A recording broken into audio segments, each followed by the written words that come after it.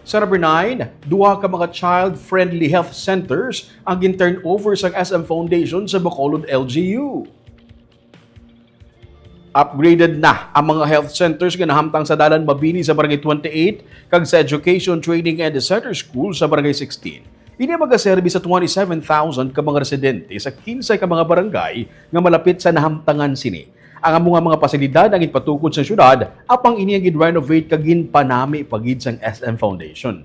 Kinakabig nga child-friendly ang mga pasilidad bangod ginhungod sang SM Foundation nga butangan ini sang holding kag play area kung sa diin pwede makahampang ang mga bata nga pasyente.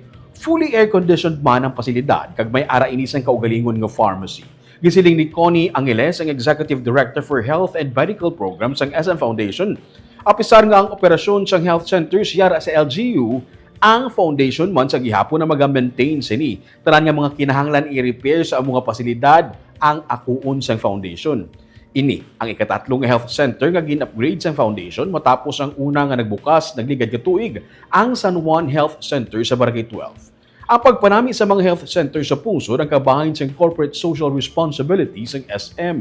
Sunod kay Bacolod City Mayor Greg Gasataya, dako ang mga bulig sa mga pasilidad para sa health services sang tagsa ka mga barangay nga sakop sini. Pag-renovate sa dua ka barangay health stations, no, which will cater to 15 barangays. That's about 25% sa mga barangay syudad sa Bacolod. So, pag-renovate is namin tayo. So, definitely, dako ni ang impact in terms sa mga health services na ina-implement sa sining 15 ka barangay sa Bacolod. So, pasalamat kami.